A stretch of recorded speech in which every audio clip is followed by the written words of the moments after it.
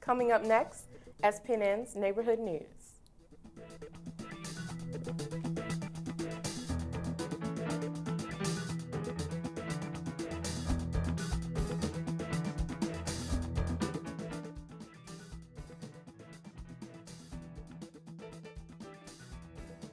Hi, I'm Sherine Onukwuwe. Welcome to SPNN's Neighborhood News. On this program, we interview district councils and we go out in the neighborhood and find out what people are talking about. St. Paul has a history of strong community and neighborhood participation. The district council system is a big part of that. There are 17 councils, each representing a different area of St. Paul. The district councils are independent organizations, but they do get some funding from the city as well as other sources like grants and donations. Much of the work being done by the councils is done by volunteers, community members, who want to participate in the life of their neighborhood and their community. On today's show, we talk with representatives from District Councils 1, 13, and 14. Stay with us. Today joining us is Johanna Anderson with District Council 14. Thanks for joining us, Johanna. Thanks for having me. Thank you.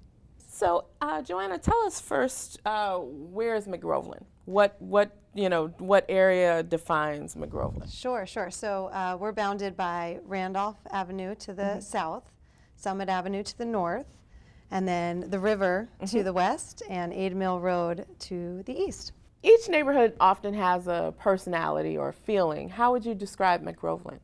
You know, I think people that are very interested in building community. So I don't know if that's a certain personality type, but people that want to be connected with their neighbors, want to experience the community on foot and through green spaces. And I'd say that's, you know, we have McAllister College in our neighborhood. We have St. Thomas University. We have St. Kate's University just to the south. So there's a big university presence, but there's, you know, from little children all the way up through seniors. So we really have a pretty diverse population. And with that population, I'm sure there's a lot of different things that are important to a lot of different people for different reasons. You all have something going on now, community planning or community planning initiative. That's right. Can you tell us a little bit more about that and what some of the issues are within that community plan or city planning and ideal for the neighborhood? Sure, yeah. So the community plan is something that all district councils are required to submit to the city. It's a 10-year plan, and so we do it on average about every 10 years. And it's supposed to cover all the different aspects that would impact our neighborhood. So everything from environmental issues, zoning for housing and land use, transportation issues, density issues, livability issues, everything that would impact the community members. So what we've decided to do is we really wanted to, instead of just doing this plan in a box, we really wanted to reach out to our community members, and we set a goal of reaching at least 10% with our first outreach blast, which consisted of a survey that could be done online or on paper in person.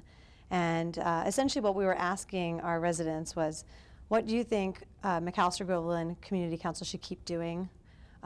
What should we improve? What should we stop doing? And what should we start doing over the next 10 years? So picture what your ideal community would be in 10 years.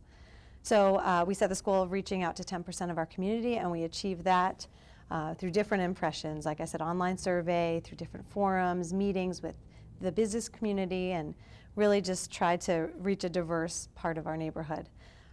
So we've done that, and we've had an iteration of the plan that was showcased at our annual meeting in April, and again gave our community a chance at input into the plan.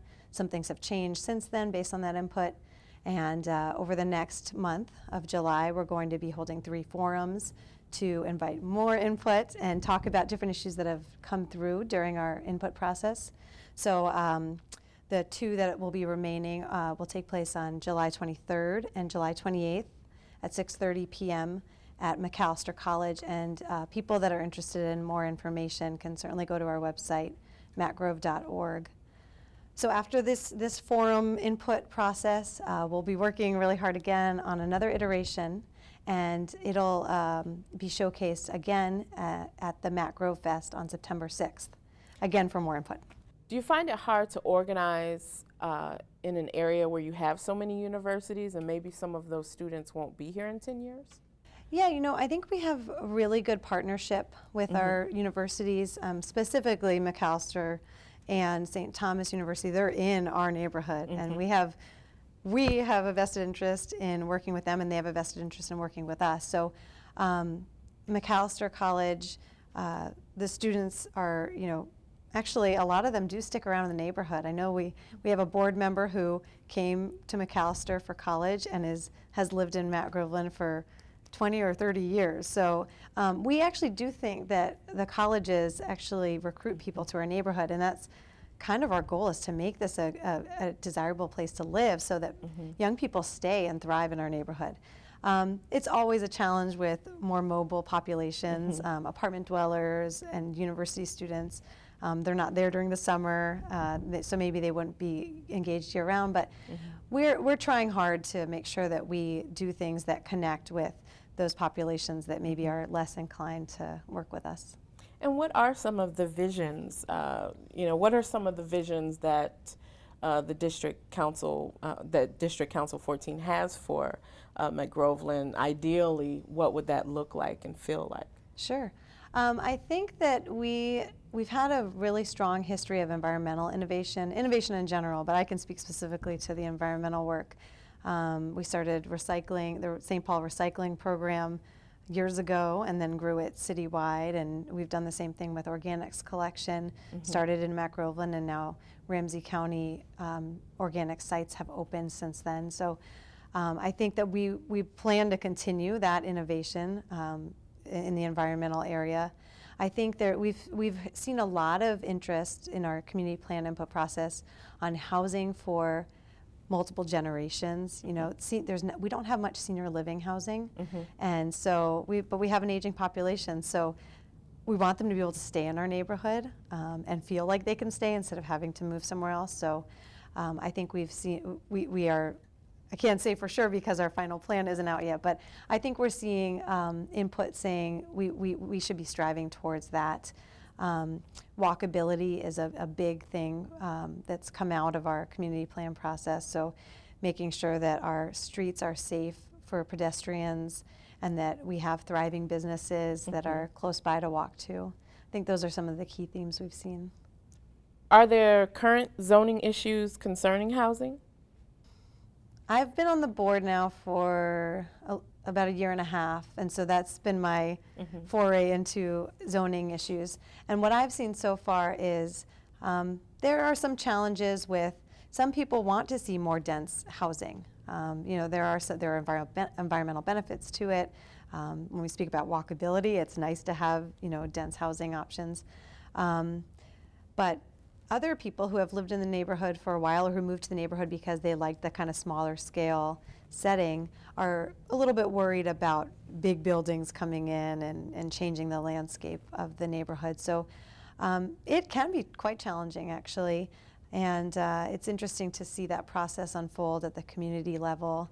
And then we also make recommendations to the city on zoning.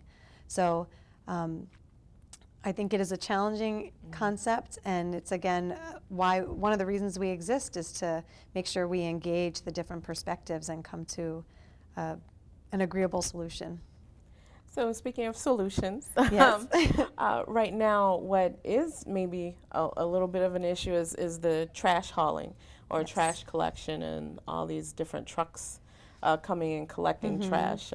What's from your perspective, why is that such an issue? What are some of the things people are saying about that? Sure. So there are typically two ways trash is collected in a neighborhood. One, the resident signs up for their own hauler and pays their own bill monthly or quarterly or yearly. And that's an open collection system.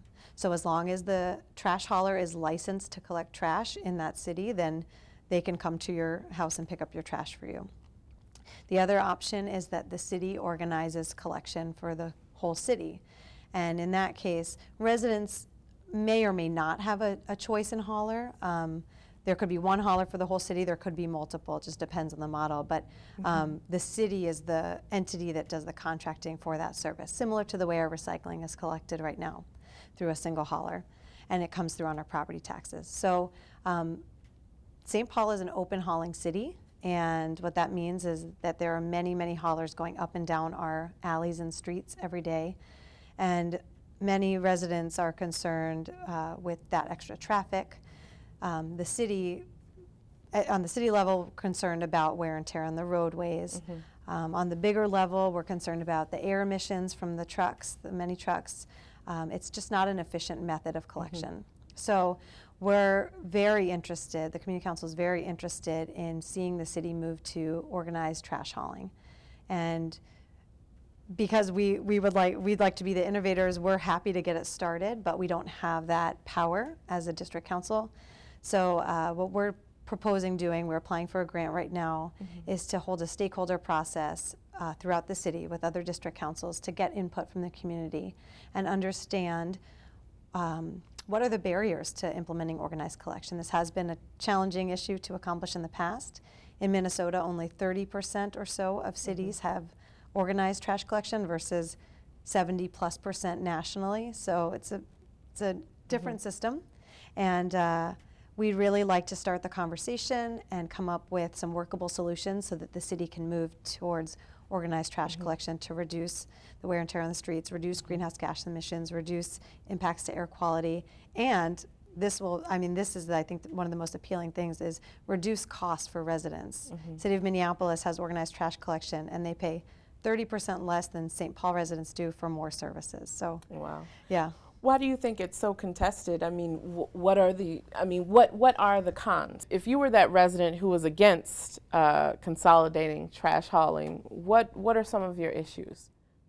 All these reasons that I'll name now are very valid, but I think that the pros outweigh the cons. So the cons, though, that I've heard are people have enjoyed their relationship with their trash hauler. That sounds funny if you aren't living in a neighborhood where you get to choose, but working with smaller businesses, I think, is appealing to a lot of people, and I think people worry that in an organized system, you're going to lose the smaller haulers, and that's just not the case. It doesn't have to be that way. So, so I think that relationship that people have had with their haulers for many years, and they feel like they're going to lose some services by organizing. I think some people just don't want the government to take over another service for them, and since it hasn't been government controlled before, they're worried about it moving towards that. Again, nationally, it's a service that's provided by the municipality, so it's just because it's a change for us. I think that's really challenging for people. But those are, I think, the main ones that I hear. I think people currently who are against it really like that freedom of choice, and they're worried about driving haulers out of business. Oh, okay. Yeah. So there's an event coming up September 6th, McGroveland Fest. Talk about the festival and how long you've been doing it. Sure. So we debuted this neighborhood block party last year, and I think the inspiration was to draw people in and get some input on this community plan, because that was our new initiative then. And it was really successful last year, and we think we can make it even better this year. And so September 6th, there'll be a block party on Grand Avenue. There'll be live bands, there'll be food, there'll be a movie shown at the end of the night. So just really getting people out into the streets, engaging with one another, experiencing the great things that our community has to offer, and also providing input on our community plan. So I think it'll be a really, really fun event. It was really fun last year, and it's going to cater to our entire neighborhood. So if you want to just come and listen to music, you can do that. You want to come for a movie, you can do that. I think it'll be really fun. You're on the Environment Committee? Yes, is that correct? yes. How does the Environment Committee work and contribute to the District Council, or is it integral to it? Yeah, so our district council has multiple committees that neighbors can participate on, and all board members participate on at least one committee. And so the Environment Committee has a strong history of pushing innovation. So we develop different programs that either that serve our community. So for example, we have Matt Grove Moves, which just ended in the middle of June, and it encourages residents to get to their location via their own feet, by bike, any other creative way that doesn't involve a motorized vehicle. So getting more exercise, but also reducing their environmental impact at the same time. And that residents can fill out a form, show that they've completed 15 trips within that time period, and then enter for prizes. So that's a really fun thing we do.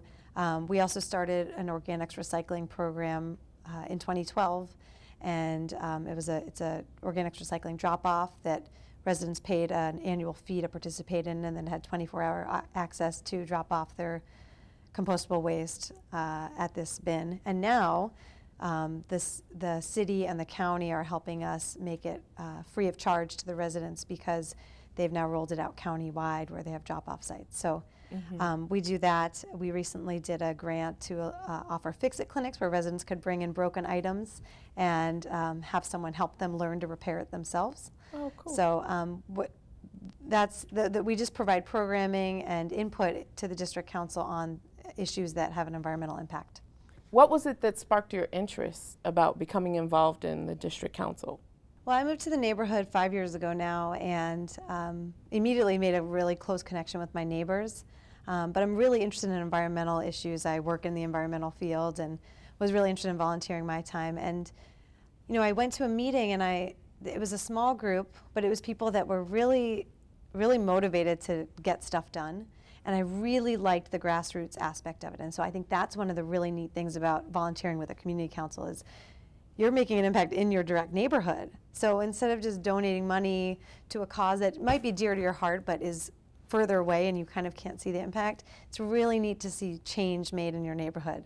So my involvement in the environment committee, for example, I participated very heavily in getting this organics recycling drop-off site started. So it's pretty neat now for me to see that site up and running and thriving with hundreds of members. It's just, you see that difference. You can estimate the environmental impact and actually feel like you've made a real difference in your neighborhood. And tell us the website again if someone wants to get involved. Yes, definitely. So www.macgrove.org, all one word. And we love new people to come participate and bring new ideas. And under the what we do is where you'd find information about our committees and programs. Great. Well, thank you so much, Johanna, for joining us Thank today. you for having me. I appreciate it. More after this.